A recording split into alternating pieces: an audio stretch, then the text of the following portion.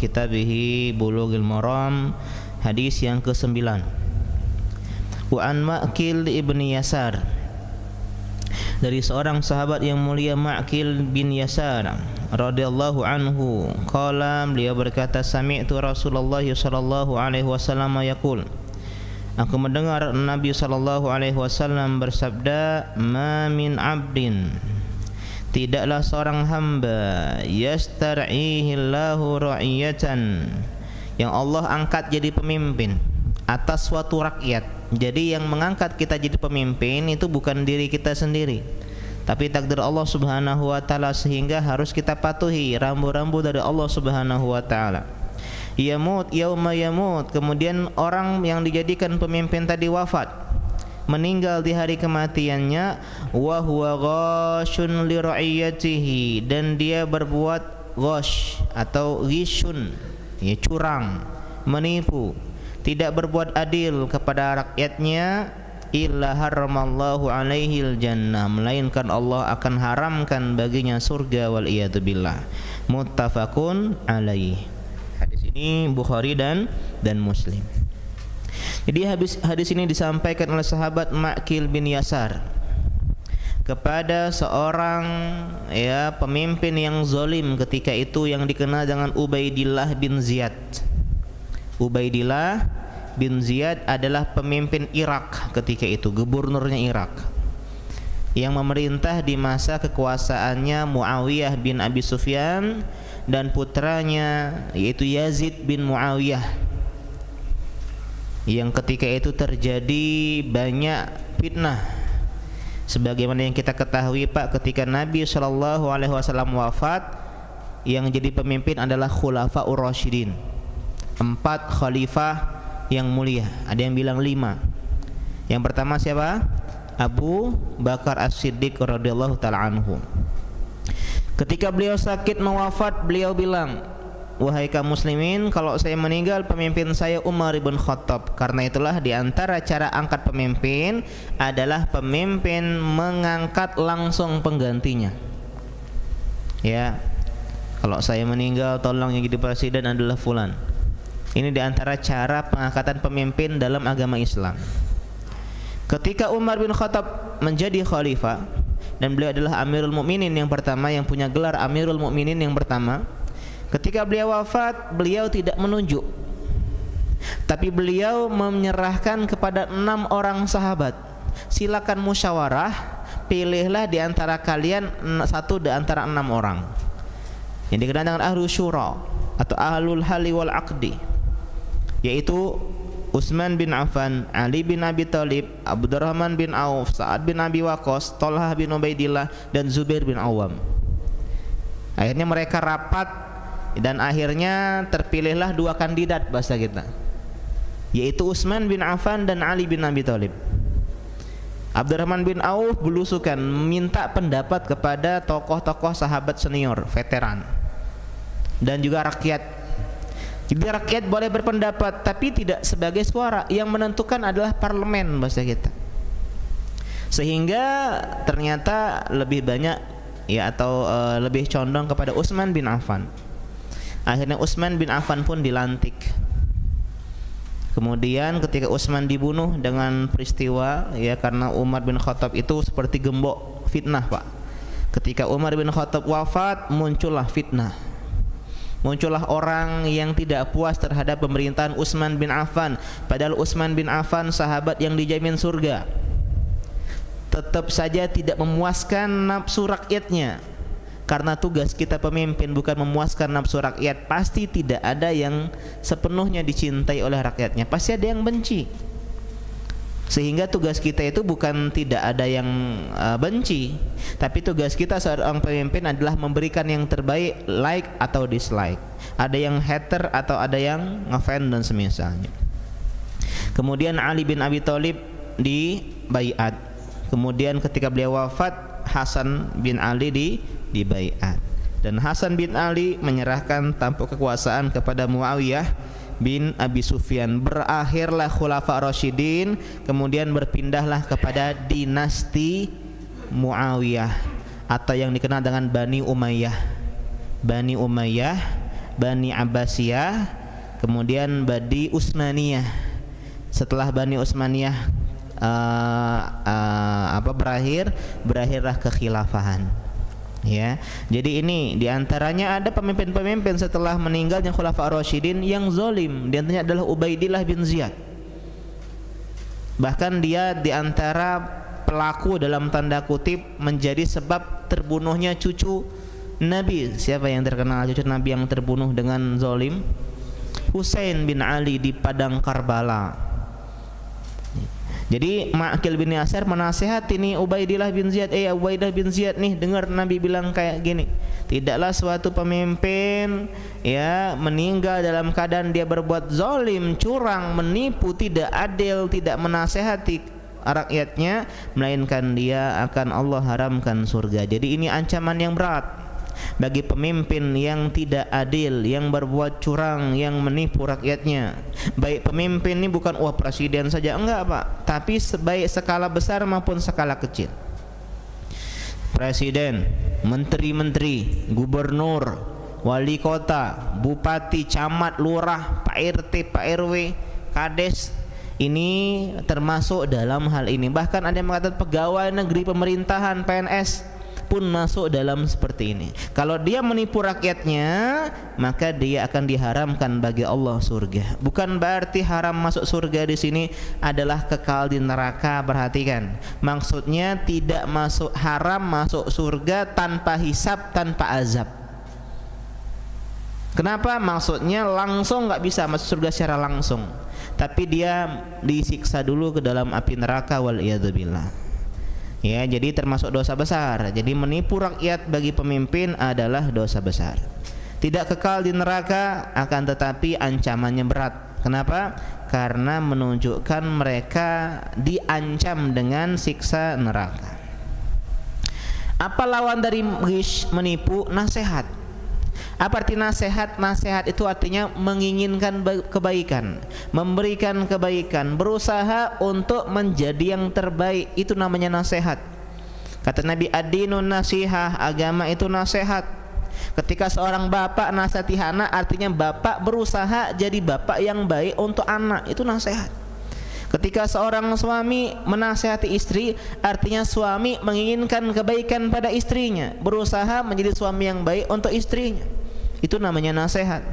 Agama adalah nasihat. Nabi ulang 3 kali, lillah, terhadap Allah, wali rasulihi, kepada Rasulullah, yaitu Rasulnya Allah, wali kitabihi, kepada kitab-kitab Allah, wali a'immatil muslimin, dan kepada pemimpin kaum muslimin, wa ammatihim, dan terakhir kepada rakyat kaum muslimin secara umum yang bukan pemimpin. Artinya kita harus memberikan yang terbaik untuk rakyat, tidak mementingkan kebahagiaan dan kesenangan diri sendiri. Jadi pemimpin itu orang yang susah. Kenapa? Memikirkan umat. Ya, kalau kita bapak-bapak memikirkan umahat, udah susah. Ya, pada umahatnya baru satu. Bagaimana dengan pemimpin? Karena itulah Umar bin Khattab, ya kita lihat pemimpin beliau kurang tidur. Pagi hari, siang hari untuk kepentingan kaum muslimin, malam hari belusukan, patroli. Inilah pemimpin sejati. Jadi lucu kalau ada orang yang berlomba-lomba jadi pemimpin. Karena di zaman dahulu yang namanya pemimpin itu mata dua Pak. Kadang bagus, kadang nggak bagus. Kalau bagus luar biasa, kita akan bahas nanti. Tapi amanahnya berat, karena terus dalam Islam dilarang kita meminta jabatan. Tapi kalau Allah berikan kita jabatan, kita mampu mengemban, bismillah. Jadi arti menipu adalah tidak memberikan yang terbaik untuk rakyatnya, mementingkan kebaikan diri sendiri, mengorbankan rakyat untuk kesenangan pribadi. Di antara bentuk-bentuk ghish disebutkan di sini, yang pertama di antara adalah bermudah-mudahan untuk tidak menerapkan syariat Allah Subhanahu wa taala. Dia enggak peduli rakyatnya mau sholat mau enggak peduli. Rakyatnya puasa Ramadan enggak, dia enggak peduli. Mau umrah haji enggak peduli. Mau ke masjid, mau belajar agama, dia enggak peduli. Kemudian tidak berhukum dengan syariat Allah Subhanahu wa taala, dibentuk di antara bentuk menipu. Kemudian tidak memperhatikan urusan rakyat dan maslahat mereka. Kemudian di antaranya membiarkan orang-orang jahat berbuat kerusakan di muka bumi. Ya, sebagian orang membiarkan preman-preman berbuat kerusakan, begal-begal. Rakyat yang pemimpin yang baik ketika ada begal maka dia turun tangan. Kalau bisa rakyat aman. Kalau ada misalnya ya kebakaran, langsung pemimpin yang turun tangan. Ketika ada bencana alam, pemimpin yang turun tangan. Inilah pemimpin yang adil. Dan di antara bentuk kecurangan yang terjadi, dan ini banyak, mengangkat pejabat yang tidak berkompeten, yang tidak cakap, yang tidak layak menjadi seorang pemimpin, baik itu menteri, hakim, dan yang semisalnya. Kesimpulannya, artigis di sini ketika pemimpin mengorbankan kesenangan rakyat demi kesenangan pribadi. Kullukum ra'in wa kullukum mas'ulun an ra'iyati. Jadi setiap kita pemimpin, ya, ini skalanya besar. Skala jadi seorang kepala rumah tangga aja berat, Pak. Artinya kalau kita pakai hadis ini, kita harus memberikan kebaikan kepada bawahan kita, dalam tanda kutip rakyatnya kita, istri, anak. Karena itulah saya pernah tanya Ustadz, kenapa Ustadz nggak poligami? Padahal beliau ganteng, beliau mapan, ya, dan beliau berilmu. Beliau bilang apa? Ini hadis ini, semakin banyak istri, makin banyak kepemimpinan, tanggung jawab. Yang ngurus satu istri susah, tambah satu, tapi kalau memang mampu, bismillah. Kenapa? Karena kita akan ditanyai pemimpin kita. Umar bin Khattab, bayangkan, kata beliau, kalau ada seekor hewan tunggangan, keledai atau kuda yang terpleset jatuh karena jalan yang rusak, jalan buruk di ujung timur sana, ya, di pelosok kekuasaannya, maka itu adalah tanggung jawabku, kata beliau, dan aku akan ditanya nanti tentang itu. Kenapa kau enggak memperbaiki jalan? Ya, jadi sebenarnya ya memang masalah ini adalah masalah yang memang cukup sudah menjadi rahasia umum. Dan di antara solusinya biar ada pemimpin yang adil, baik skala kecil, kita nggak menunjuk person, ya, karena pemimpin itu bukan person, Pak. Bisa jadi presidennya bagus tapi di belakangnya gitu. Bisa jadi presidennya bagus tapi DPR-nya, MPR-nya, menterinya. Bisa jadi gubernur kita bagus tapi bawahan-bawahannya. Sehingga ini adalah sebuah sistem yang harus diperbaiki, dan cara memperbaiki yang paling indah adalah memperbaiki kita diri sendiri, kita rakyat. Karena kita ini adalah pemimpin di kelak suatu masa, di masa depan.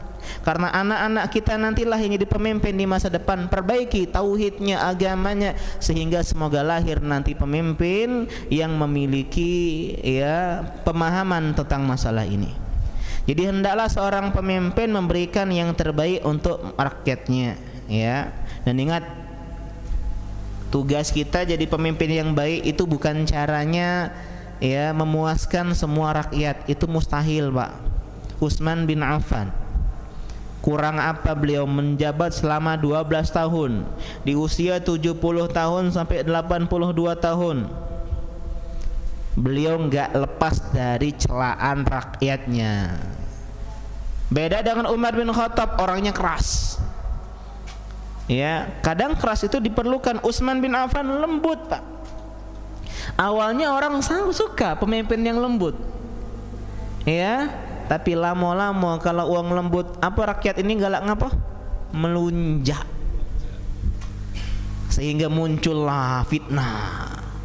Utsman bin Affan ini nepotisme. Gubernur semuanya adalah keluarga dia.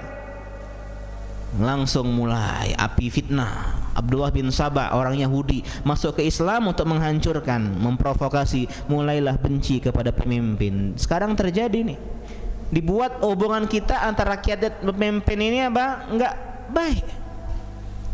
Saling menyalahkan, kita menyalahkan pemimpin, pemimpin menyalahkan kita yang enggak taat kepada pemimpin, sehingga enggak harmonis. Dan ini diwanti-wanti oleh Islam, jangan sampai kayak gini. Langsung dicari-cari kesalahan Utsman. Wah, Utsman bin Affan gak ikut perang Badar.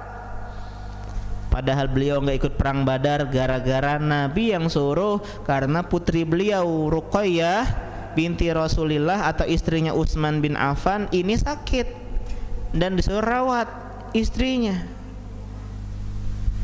Bahkan ketika Nabi pulang bawa ghanimah, ini bagian Utsman bin Affan. Utsman bin Affan tetap dapat jatah.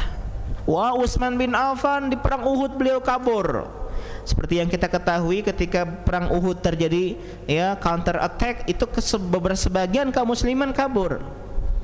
Ya, karena serangan mendadak, dan ketika itu Allah sudah bilang dalam Al-Qur'an, Allah maafkan kaum muslimin yang ijtihad kabur dari medan perang. Setelah sebelumnya menang, diserang balik, mereka kabur luluh lantah.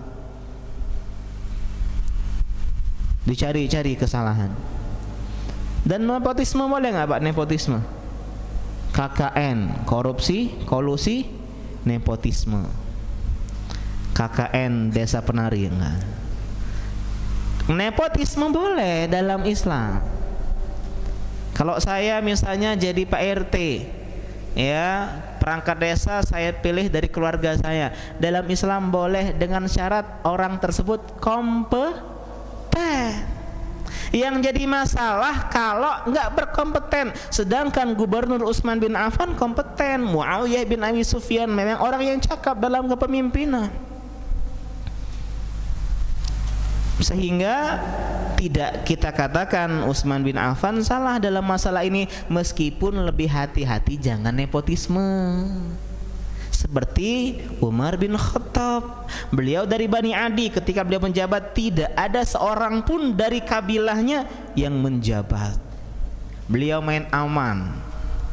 Ya, Utsman bin Affan kurang main aman, sehingga terjadilah fitnah yang berujung tewaslah beliau ketika sedang berpuasa, sedang membaca Al-Quran. Ya, dibunuh secara zalim oleh orang-orang Khawarij. Ya, terbunuh dalam usia 82 tahun. Ya.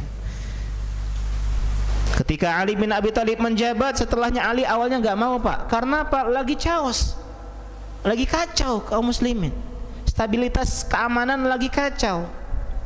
Sehingga Pak, sehingga Ali menolak menjadi pemimpin ketika itu, berat.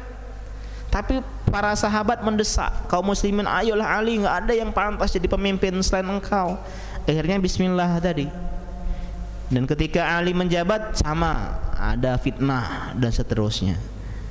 Terjadi sekarang fitnah, kerusakan, demo dan seterusnya. Ketika Ali didatangi seseorang, wahai Ali, kenapa di masa pemerintah kamu ini kacau? Tidak seperti pemerintahan Abu Bakar, Utsman, Umar bin Khattab. Beliau menjawab dengan ucapan yang sangat menohok, karena ketika beliau berdua memerintah, rakyatnya seperti aku, dan ketika aku memerintah, rakyatnya seperti kamu. Ya, kama takunu yuwalla alaikum. Kaidah para ulama, pemimpin cerminan rakyat meskipun tidak secara mutlak. Kepala sekolah kita, Ustadz, begini-begini, terima ya suap, korupsi. Iya, karena apa? Karena siswanya beli pempek 5 ngomong 3, 11, 12. Jadi lebih baik kita bukan untuk menjudge pemimpin di sini, tapi untuk memahami seandainya kita yang menjadi pemimpin, hati-hati Pak. Ini nih, ya, bisa diancam nggak masuk surga oleh Allah, oleh Nabi Shallallahu Alaihi Wasallam. Jadi amanah pemimpin itu berat. Kamu ndak akan kuat, biar dilan saja. Karena itulah bermata dua, sebagaimana yang kita pahami, ketika resiko besar, keuntungannya juga besar. Ini Pak, kaedah, ya, biar kalian nggak ditipu oleh oleh apa, investasi odong-odong, ya, investasi bodong. Investasi bodong itu menawarkan keuntungan tanpa resiko, nggak ada kayak gitu. Semakin besar keuntungan, besar resiko. Itu kaedahnya udah. Semakin besar resiko, besar juga keuntungan. Ketika jadi pemimpin resikonya besar, kalau kita bagus juga besar keutamaannya. Kata Nabi SAW, sab'atun, 7 golongan, yuzilluhumullahu fi zillihi yauma la zilla illa zilluh, yang Allah naungi ketika tidak ada naungan selain naungan Allah Subhanahu wa taala. Yang paling pertama Nabi sebutkan al-imamul adil, pemimpin yang adil. Ketika Umar bin Abdul Aziz memimpin hanya 2 tahun kalau tidak salah, itu luar biasa. Korupsi dihilangkan, kolusi dan seterusnya. Ya, tapi orang baik memang enggak lama, Pak. Ya, menjabat. Apalagi zaman sekarang. Dulu ada Kapolres ya di sebuah kabupaten, Masya Allah beliau udah ngaji di sebuah kabupaten di Sumatera Selatan. Ya paling setahun ya selesai, dipindahin lagi. Ya, yang saya kenal ada juga yang ketika beliau datang semua polwan disuruh berjilbab, yang muslim, yang muslimah, ya bukan muslim ya. Muslim tidak boleh berjilbab. Ya. Kemudian ketika adzan berkumandang, semua kegiatan kepolisian dihentikan. Yang laki-laki pergi ke masjid, luar biasa. Ketika apel pagi, ya itu Kapolres ceramah, memberikan nasihat tentang masalah agama, tentang tauhid, tentang sunnah. Tapi tadi nggak lama, setahun dimutasi. Ya. Sistem. Wasyabun nasya fi ibadatillah, yang kedua adalah pemuda yang tumbuh di atas ketaatan kepada Allah. Yang ketiga rajulun qalbuhu mu'allaqun bi fil masajid, hatinya terpaut kepada masjid. Yang keempat rajulani tahaba fillah ijtama'a alaihi wa tafarraqa alaihi, orang yang saling cinta karena Allah, ketemu karena kebaikan dan berpisah juga karena Allah Subhanahu wa taala. Termasuk semoga yang sering pengajian ya, yang tidak ada yang pengen nasi kotak di sini. Karena enggak katik nasi kotak, beda kalau pengajian sebelah, Pak. Ya, ketika ada acara-acara besar keagamaan, itu pun harus ada makanan baru mau kajian. Sehingga kalau pengajian ini ada acara Isra Mi'raj apa? Ya, inilah diantara bahayanya menjadikan pengajian di hari-hari besar. Kan baik Pak Ustadz, daripada kami nongkrong-nongkrong lemak Isra Mi'raj, kita pengajian, lemak Maulid Nabi pengajian, sehingga orang mikir mindsetnya pengajian hanya di hari-hari besar keagamaan. Makin jauh orang dari Islam. Coba seperti ini rutin dalam sepekan berapa hari ini? Selasa, Rabu, Kamis, Jumat, Sabtu, 5 hari, Pak. Ya alhamdulillah di Prabu Mulih ini termasuk kota yang pengajian hampir tiap malam ada. Ya. Kemudian wa rajulun talabathu imra'atun zatu mansibin wa jamalin faqala inni akhafullah. Laki-laki yang digoda oleh seorang wanita yang cantik, yang punya kedudukan, dan dia menolak dengan mengatakan aku takut kepada Allah Subhanahu wa taala. Wa rajulun tasaddaqa bi sadaqatin fa akhfaha la ta'lam shimaluhu ma tunfiqu yaminuh, orang yang sedekahnya sembunyi-sembunyi sampai tangan kirinya enggak tahu tangan kanan sedekah apa berapa. Yang terakhir rajulun zakarallaha khalian fa fadat ainah, orang yang ingat kepada Allah dalam kesendiriannya dan berlinang air matanya. Ini 6 perkara ini berat semua. Tapi Nabi kedepankan yang paling penting adalah pemimpin yang adil. Kenapa, Pak? Karena pemimpin itu punya power. Ya, berapa followers presiden kita? Banyak, Pak. Orang yang punya power kayak influencer, itu followersnya banyak, sehingga kebaikan orang besar akan mendatangkan kebaikan yang besar kepada manusia. Coba Raffi Ahmad yang paling banyak di Indonesia ya, bikin status tentang agama. Jangan lupa puasa Syawal 6 hari. Itu luar biasa kebaikannya. Karena itulah orang yang punya power besar ketika dia menetapkan misalnya peraturan atau bikin sebuah program, Maghrib harus pengajian, atau Maghrib mengaji, Palembang mengaji, atau Prabu Mulih mengaji. Bikin sebuah program, anak-anak nggak boleh keluyuran, harus ke masjid. Semua masjid difasilitasi, dicari guru TPA misalnya untuk ngajarin anak-anak baca Quran, baca Iqra. Atau misalnya program ya, setiap yang mau lulus SMA dapat ijazah misalnya harus hafal juz amma mutkin, setoran 1 juz. Ini kan program kebaikan, dan ketika pemerintah yang menetapkan, kebaikannya akan universal, menyeluruh, Pak. Luar biasa. Karena itulah di antara kebiasaan indah ulama salaf mendoakan kebaikan untuk para pemimpin mereka.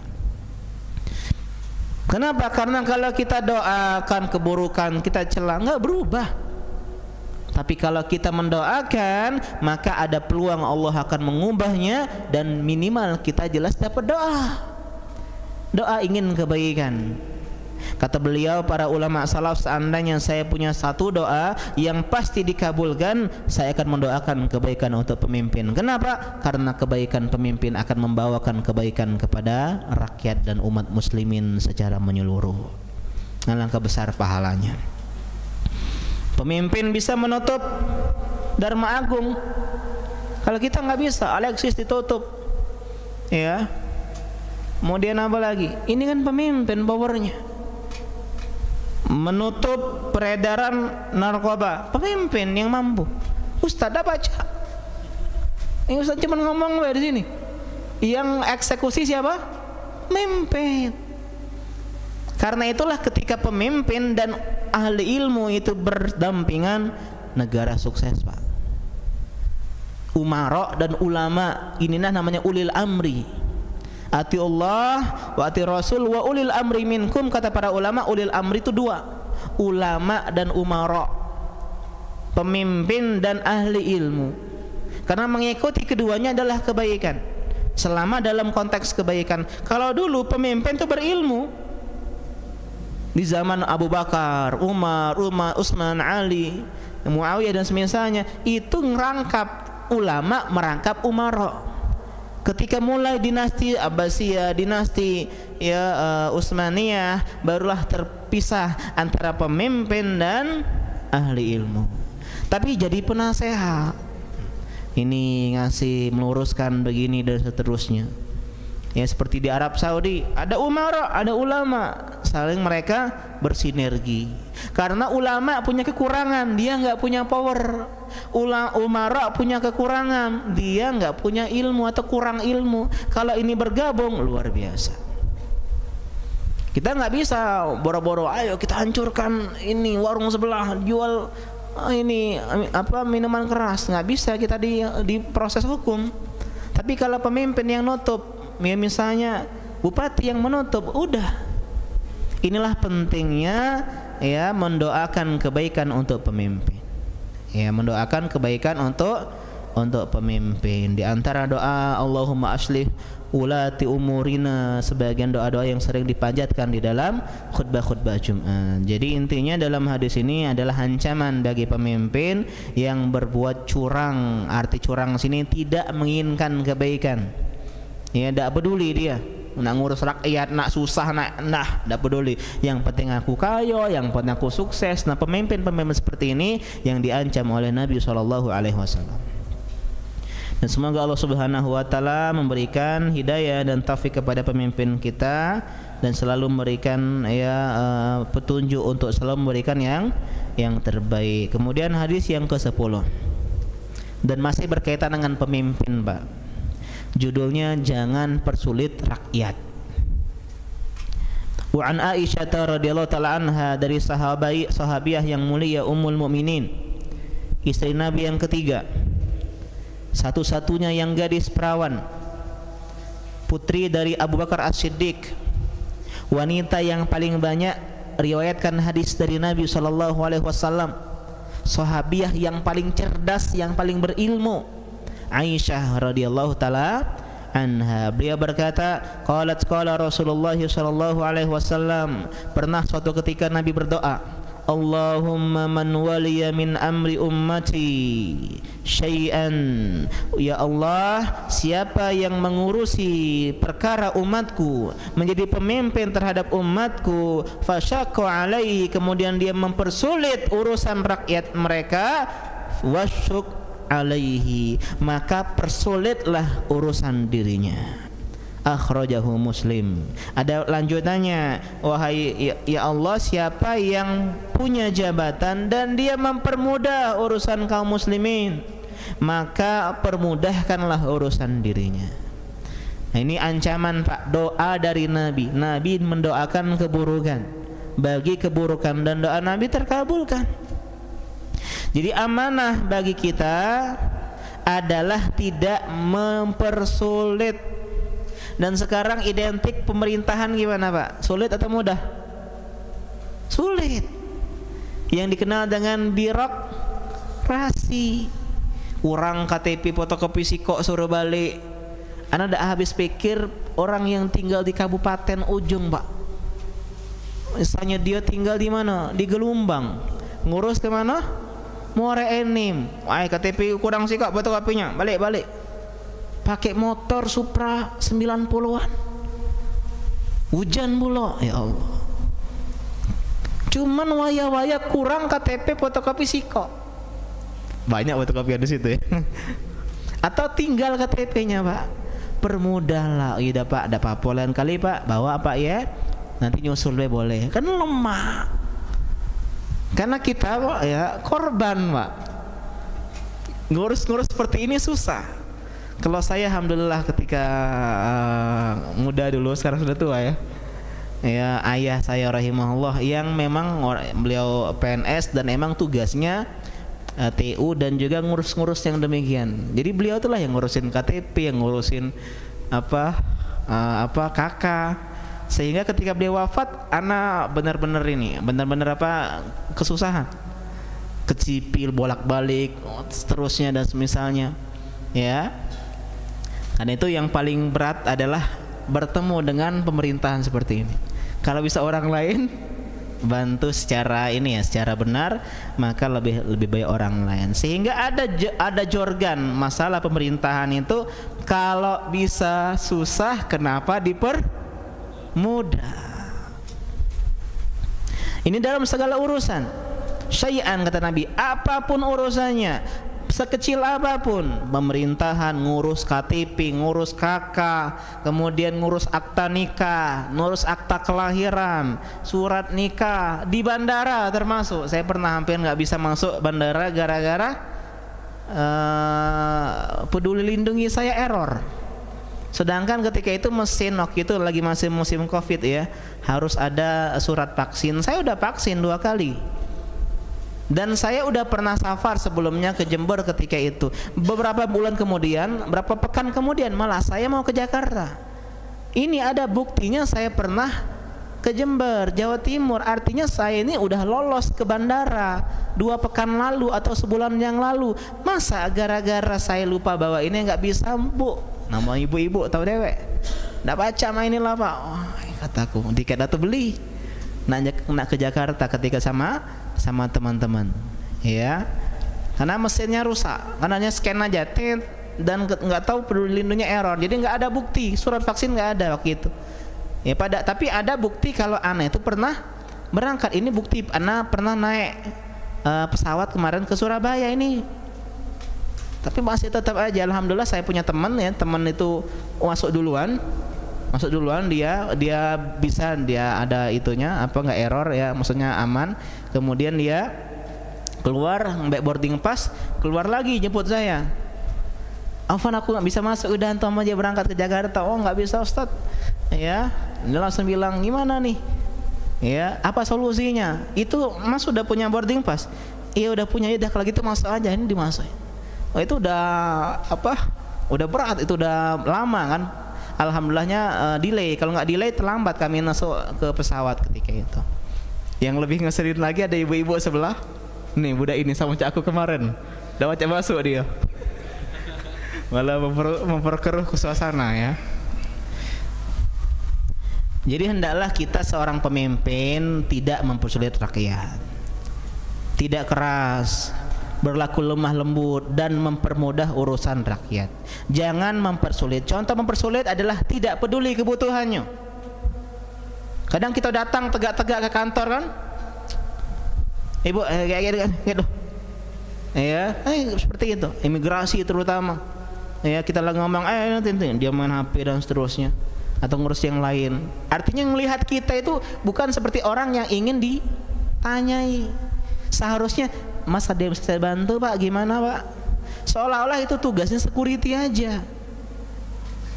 Ya, ini poin yang pertama kata para ulama, tidak peduli kebutuhannya. Mau apa Pak? Oh, ini ada yang hilang ya KTP-nya, ya kita urus lah terus. Oh Pak, kalau orang butuh, kalau orang semuanya paham agama enak hidup ini. Yang kedua, lempar bola. Sering kan lempar bola? Tanya Bapak itu ke situ, tanya sebelah situ. Yang mana ini nih? Ya. Jadi nggak jelas, hanya lempar-lempar tanggung jawab. Oh Pak, ini urus ke kantor sebelah. Oh bukan di sini ngurusnya, situ. Oh balik-balik. Oh ya sinilah, bener lah. Nah ibu ini misalnya, ya. Kemudian diantaranya mempersulit birokrasi. Termasuk cara mempersulit rakyat adalah mengangkat pemimpin yang tidak kompeten. Kalau pejabat tidak kompeten, pegawai negeri tidak kompeten, maka akan jelas secara tidak langsung mempersulit. Kan dia udah ngerti, udah ngerti pula aku Pak. Macam mana budak ini? Ya, awak urusannya udah ngerti. Iya baru aku di sini. Oh iya baru, malum lah. Lama udah paham juga misalnya. Karena itulah jangan kita mengangkat yang tidak kompeten dengan alasan balas budi. Apa bahasa ini? Bahasa itu yang apa biasanya tuh tips sukses jadi dapat itu apa namanya itu? Dapat kursi jadi apa komisaris. Itu biasa terjadi. Nah ini jangan. Kenapa? Karena ketika itu terjadi, ini sama saja dengan menyulitkan rakyat. Ya. Kata Allah Subhanahu wa taala dalam Al-Ahzab ayat 58, "Walladzina yu'dzunal mu'minin wal mu'minat bighairi maktasabu faqad ihtamalu buhtanan wa itsman mubina." Orang-orang yang mempersulit kaum mukminin, membuat mereka susah, sedih. Kan sedih tadi. Lah jauh-jauh. Ya, online juga tidak ngerti, sebagian orang kan tidak ngerti harus online dan seterusnya. Apalagi orang-orang tua itu Pak, sedih kadang. Ya, saya sebagai pembimbing umroh yang nemenin orang-orang tua umroh itu kadang ribet di bandara dan seterusnya. Meskipun kadang ya tadi memang perlu yang namanya menoleransi kekurangan rakyat. Kadang kita ini rakyat kita ini kurang baca, Pak lah dibikin sini fotokopi itu 2 KTP. Nah ini nah, ya aduh maklum lah ada tua, sudah maklumi baik. Ya namanya wong tua sudah, ya Pak lain kali hati-hati. Enak kalau mempermudah itu enak. Di antara tipsnya adalah bagaimana kita ingin diperlakukan. Coba ibu Pak sebagai pejabat, kau berpikir bagaimana kau jadi rakyat. Pengen tidak dipersulit, udah pengen Pak Ustadz. Begitu juga kita, al jaza min jinsil amal. Itulah doain Nabi yang mempersulit, semoga orang sulitkan urusannya. Jadi kalau kita sulit pekerjaan, sulit jodoh, sulit anak, sulit finansial, mungkin introspeksi diri, mungkin kita pernah mempersulit urusan orang lain. Jadi hendaklah kita pemimpin akhlak mulia, melayani dengan baik, cepat tanggap. Ya, yang kerja-kerja di perkantoran, pegawai-pegawai negeri, meskipun bukan pegawai yang resmi, tapi misalnya dia sebagai honorer, tetap mainkan ini. Fast respon, cepat tanggap. Wih lemak nih KTP sebentar lagi jadi. Cek selesai. Ya. Dan saya pernah sebulan magang Pak di KUA.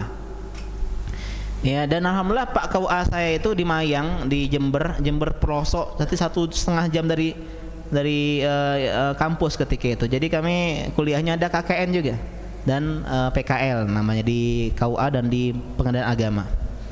Dan di sana cuma 50.000 Pak maharnya. Sampai aku berpikir apa aku dikasih ini saja ya. 50.000 maharnya ya, 50.000 mahar. Ketika itu dipermudah nikah di KUA.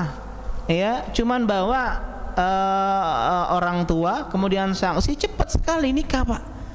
Di kantor itulah, nah di kantor yang sempit itu datang lanang betina bujang, bapak ibu ya, pasangannya, kemudian kita anak sebagai sebagai dokumenter ya, kemudian Pak KUA-nya sebagai wali nikahnya atau sebagai pejabat, selesai ya, tidak dipersulit dan itunya gampang nulis. Sekarang apa lebih gampang lagi, cepat selesai urusan, cepat.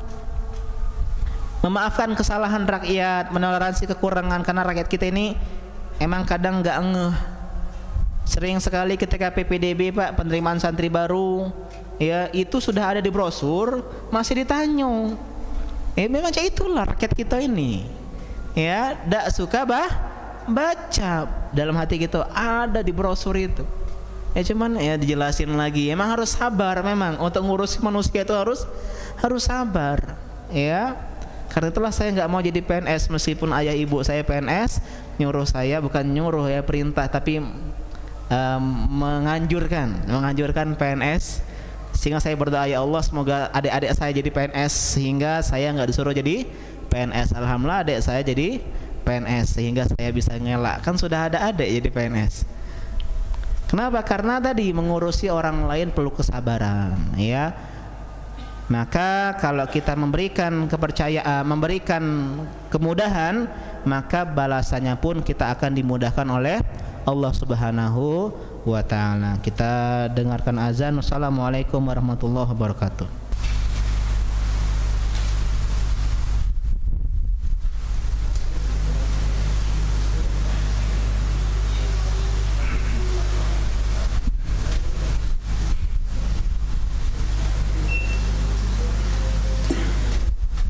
Alhamdulillah, salatu wassalamu ala rasulillah wa ba'd.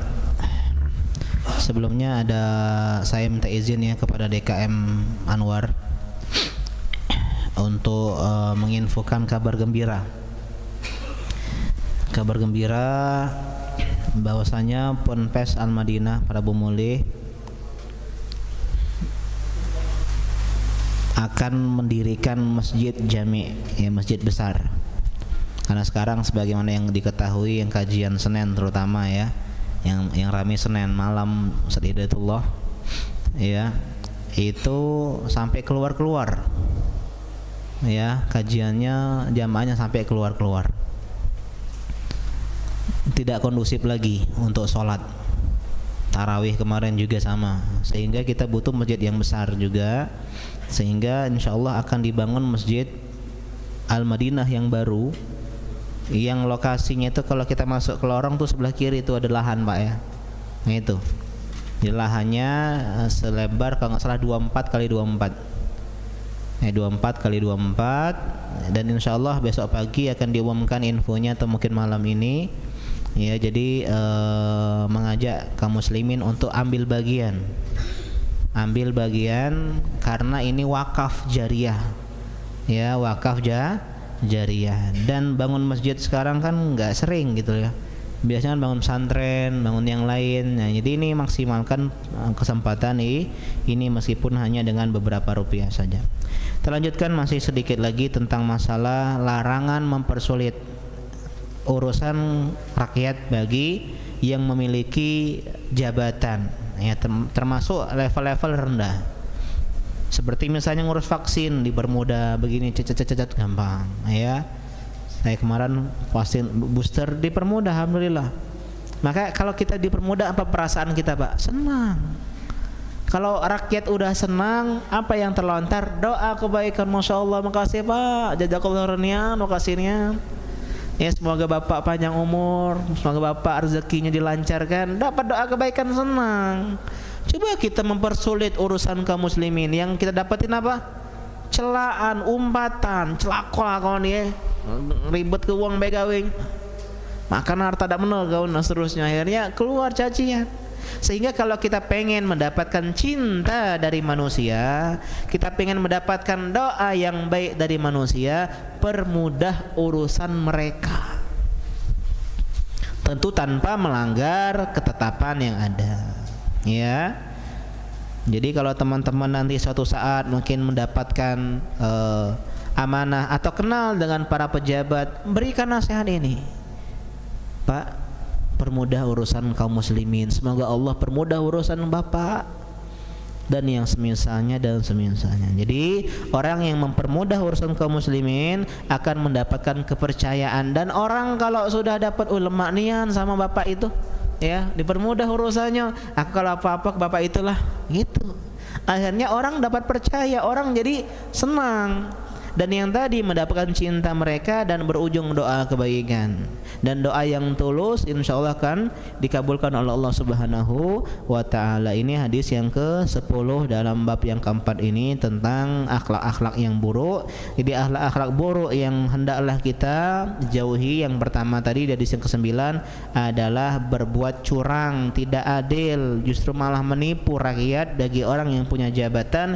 Yang kedua di antara akhlak buruk yang tercela adalah mempersulit, mempersusah urusan kaum muslimin. Semoga Allah Subhanahu wa taala berikan kita ya taufik dan hidayahnya untuk bisa menyampaikan ini kepada ya para pemimpin kita, dan jangan lupa doakan kebaikan kepada mereka.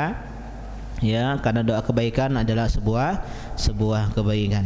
Ada sebagian yang salah paham dengan hadis ini, dikiranya hadis ini sunnahnya mendoakan keburukan bagi pemimpin yang buruk. Lihat kata Nabi, ya Allah, ya siapa yang ngurus umat aku susah ke pulak dia. Ini bukan sunnah Nabi, ini adalah doa Nabi, dan beliau tidak pernah menyuruh orang-orang mendoakan hal yang serupa kepada apa? Kepada kaum muslimin. Enggak, justru ini bilang umatku. Jadi ini hanya doa khusus beliau kepada umat beliau, bukan menyuruh kita mengikuti beliau dalam masalah mendoakan seperti ini, tidak. Karena yang disampaikan oleh para sahabat justru mereka mendoakan kebaikan, bukan mendoakan keburukan, ya. Mendoakan kebaikan bukan mendoakan keburukan. Demikian kita akhiri pengajian kita. Silakan kalau ada pertanyaan. Dan jangan lupa ini sekarang masuk ke tanggal 26, berarti malam 26. Sisa 3 atau 4 hari lagi bulan Syawal, ya. Dan yang pengen mendapatkan pahala puasa setahun penuh maksimalkan. Ya, bisa jadi ini Syawal terakhir dalam hidup kita, dan ketika Syawal berakhir maka terbitlah 3 bulan yang mulia, 3 bulan haram berturut-turut dari Zulqa'dah, Zulhijjah dan Muharram. 3 bulan kebaikan, dilipat gandakan kebaikan dan juga keburukan, sehingga maksimalkan Pak Zulqa'dah, Zulhijjah dan Muharram nanti. Ya, ini 3 bulan emas, maka maksimalkan. Di antara maksimalkannya persiapan kabung kurban, ya, nabung kurban 3 juta. Dan bisa tips ekonomi sekarang hemat cara berkurban. Yang pertama, beli dewek kambingnya, ya. Misalnya masjid ini bikin 3 juta, 3 juta kati aku duit, kita cari baik kambing dewek ke peternakan. Ada kawan yang jual berapa, 2 juta, baca 2 juta, boleh, ya. Jadi boleh bawa kambing sendiri, ya, dia motong sendiri, boleh. Atau dia bawa ke kaum muslimin yang sedang motong, dia bawa di sana, motong, bantu diurusi. Dan boleh juga kambingnya betina, ya, kambingnya boleh betina meskipun afdolnya jantan. Dan kambing betina lebih murah dibandingkan kambing jantan. Dan untuk domba, pilih aja domba kalau lebih murah, karena domba boleh setengah tahun usianya, kalau kambing harus 1 tahun. Kalau domba ulama khilaf, ada yang mengatakan boleh setengah tahun. Cari domba betina setengah tahun, murah harganya.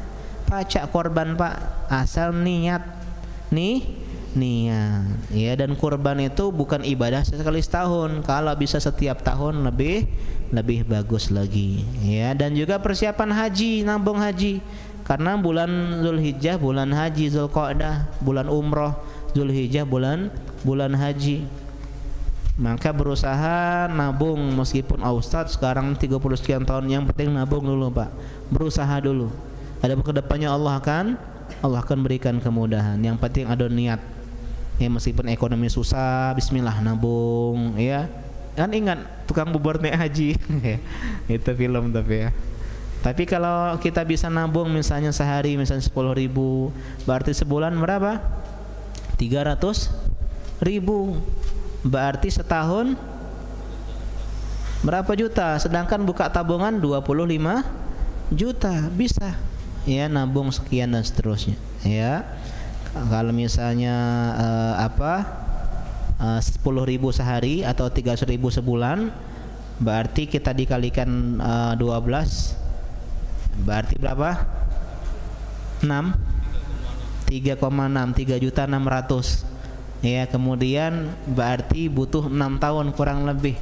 Ya, misalnya kita paham konsep ini dari usia ketika kita baru mulai usaha atau baru mulai kerja, usia 25 tahun, umur 31 tahun kita sudah bisa nabung haji.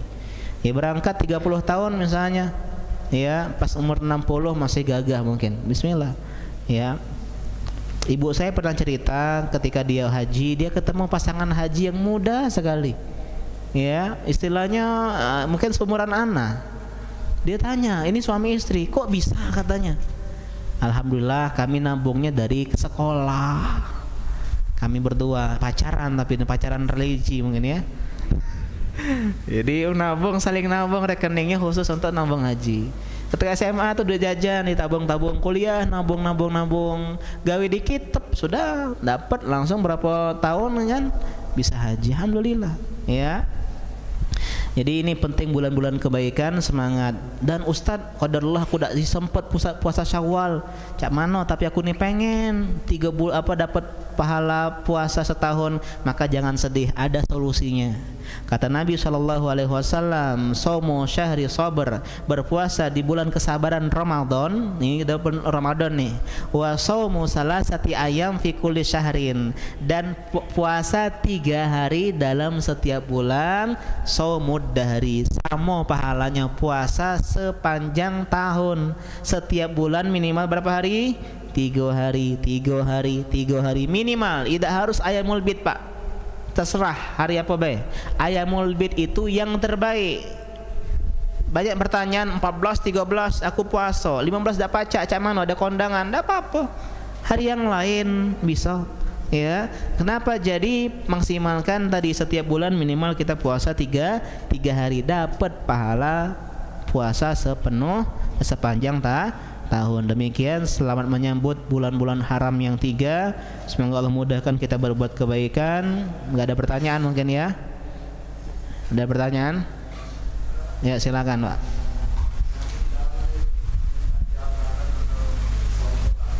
Oh iya, dalil minta jabatan tadi. Ya, sabda Nabi SAW, la tas'alur ri'asah. Jangan kalian minta kepemimpinan. Ini. Kecuali ada hukum asalnya nggak boleh, Pak, minta kepemimpinan, kecuali dalam kondisi tertentu yang darurat. Contohnya ya cuman kita yang berkompeten, dan kalau kita nggak maju misalnya, ya yang maju adalah orang-orang yang nggak benar. Sebagaimana kisah Nabi Yusuf alaihi salam, beliau kan bilang, ij'ali, jadikanlah aku nih bendaharawan negara, Menteri Keuangan Mesir. Ketika itu beliau menawarkan diri jadi pejabat. Kenapa? Karena beliau punya kompeten ilmu dan juga punya kewaraan, dan ini adalah momen-momen yang berat. Ya, jadi itu hukum asalnya, minta jabatan dilarang. Tapi kalau diberikan nggak harus menolak gitu. Tapi memang sistem kita sekarang ini tidak bisa dapat jabatan kecuali menawarkan diri. Ya, ini yang beratnya. Meskipun sebenarnya kalau memang ada maslahat tadi, kayak oh, Ustadz, di desa saya itu cuman saya sendiri kandidat yang diusulkan oleh teman-teman yang pengen jadi sunnah di sana, sedangkan yang lain khawatirnya banyak begal, banyak nyimeng dan semisalnya, ya. Ya, maka bismillah, ya, insyaallah Allah tahulah bagaimana kondisi kita, ya. Dan setiap orang berbeda-beda, beda-beda. Ada yang ngerasa saya nggak mampu, Pak Ustadz, takutnya kalau saya jadi kepala desa saya malah terjerumus. Ada yang mungkin mampu, dia kuat, bismillah. Jadi kalau memang ada maslahat besar dan dia mampu, ya. Tapi kalau sistem sekarang, ya, terutama masalah DPR itu nggak boleh. Kenapa? Karena badannya legislatif, ya, DPRD dan seterusnya, karena itu badan yang membuat undang-undang. Beda kalau kepala desa, Pak RT, Pak RW itu masih aman lah, ya, gubernur, wali kota. Tapi kalau yang tadi badan-badan yang tadi yang sebagai wakil rakyat, yang legislatif tadi, maka ini sebagai ulama mengatakan enggak diperbolehkan, ya. Dan semoga nanti ada pemilihan, boleh enggak ya gubernur dipilih tanpa ini? Gak bisa ya, presiden bilang gubernur ini, gubernur itu enggak. Yang boleh cuman komisaris ya. Iya, ini memang sistem yang jelas, kita doakan saja. Ya doakan saja kebaikan pemimpin. Yang paling penting itu rakyat, Pak. Karena kalau kita berkaca dengan Habasyah, Ethiopia ketika itu, rajanya Najasyi masuk Islam. Pertanyaan ini, apakah Habasyah jadi negeri Islam? Pertanyaannya, negeri Islam enggak? Enggak. Jadi seandainya presiden kita Ahlus Sunnah, enggak bisa secara mutlak menjadikan Indonesia negeri dalam tanda kutip tegak sunnah secara menyeluruh, enggak. Jadi yang paling penting itu adalah rakyatnya. Tetap doakan pemerintah dan perbaiki rakyat dengan pengajian-pengajian seperti ini. Ini bela Islam, Pak. Ini membela negara tuh dengan seperti ini sebenarnya. Ya, bukan dengan demo membela negara, enggak. Itu polusi. Ini solusi. Kembalikan kepada ilmu, amal, sehingga anak-anak dididik. Oh, kalau pemimpin harus adil, nggak boleh zolim. Nah, mereka ini yang jadi pemimpin nanti, anak kecil ini. Ya, inilah cara kita, bukan pendidikan, bukan lembaga pendidikan, pengajian. Inilah cara-cara kita untuk berbakti kepada agama dan negara dalam tanda kutip. Kita sayang sama Indonesia, kita pengen Indonesia ini lebih baik lagi dan baik-baik terus, ya, dengan cara kita didik rakyat Indonesia di atas kebaikan, di atas agama. Karena inilah solusi dari segala permasalahan dalam hidup kita. Kalau tauhid beres, negeri sukses.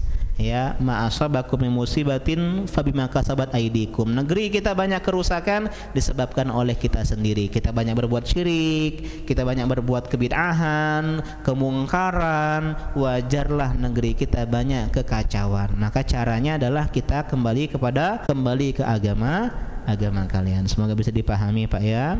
Demikian kita akhiri. Subhanaka Allahumma bihamdika asyhadu an la ilaha illa anta astaghfiruka wa atubu ilaik. Assalamualaikum warahmatullahi wabarakatuh.